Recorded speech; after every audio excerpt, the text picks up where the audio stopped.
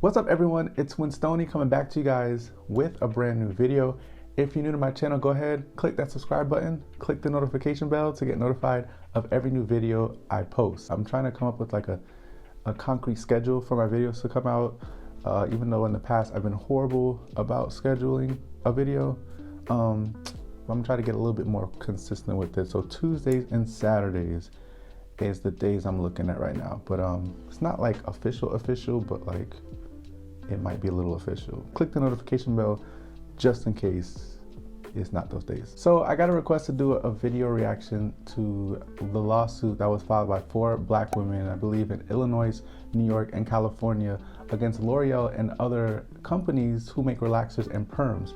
If you don't know, a new study was published recently by the National Institute of Health that found that women who use hair relaxers more than 4 times a year are more than twice as likely to develop uterine cancer. These women have developed it, and cases have been on the rise this year, especially among black women, according to the study. That's because black women use relaxers and perms more frequently than other women of other ethnicities. And this is crazy because relaxers and perms are such a common product that are used in the black community, and I don't think most people think about the long-term effects that it can have on your body. I think one of the goals of this lawsuit is to shed light to people who don't know how dangerous straighteners and relaxers are, or can potentially be, potentially causing cancer, and also to make these companies put a warning label on these products to make people aware. And honestly, I'm surprised that a lawsuit like this haven't been filed earlier. And of course, I know that the study that just came out had a lot to do with the filing. A lot of products, hair products, skin products, here in the US have very harmful ingredients. And I'm not just talking relaxers and perms, I'm talking shampoos, conditioners, gels, curling cream, lotions, you name it. The US is far more relaxed on chemical ingredients that are allowed in its cosmetic products versus a place like Europe. Europe banned something like 1,300 ingredients that can't be put in their products, and the US banned somewhere around 11.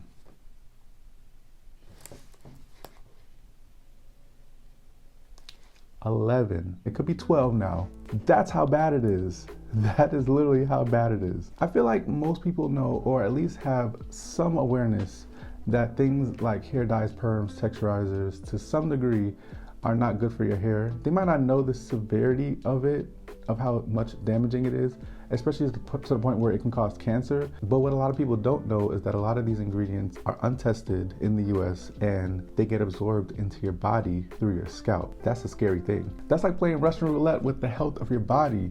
And we do it every day, me included. I'm not gonna lie, at one point I was thinking that to myself as well about me using texturizers.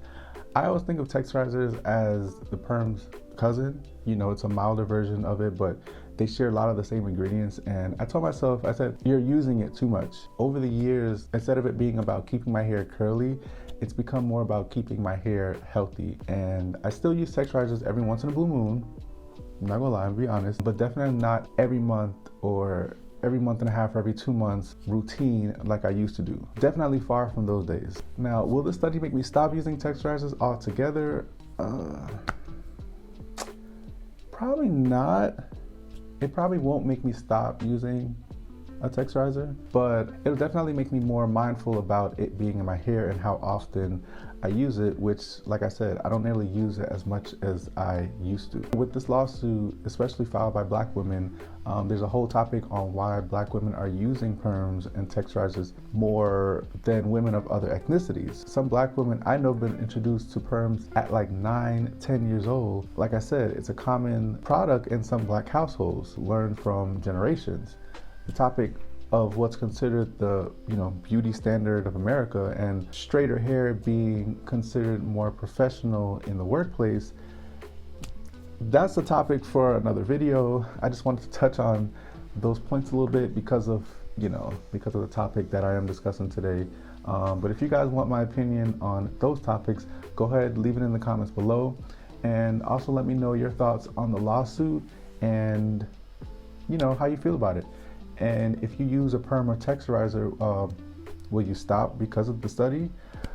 Or you know, or do you just not care? You know, let me know in the comments below. If you enjoyed this video, go ahead and give this video a thumbs up, and I'll see you guys in my next video.